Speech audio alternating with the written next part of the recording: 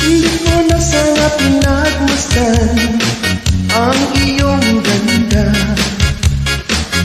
at hindi na rin pinansin pa bawat ngiti mong may gayuma. Dahil sa akala ko hindi ako iibig sa'yo, dahil pala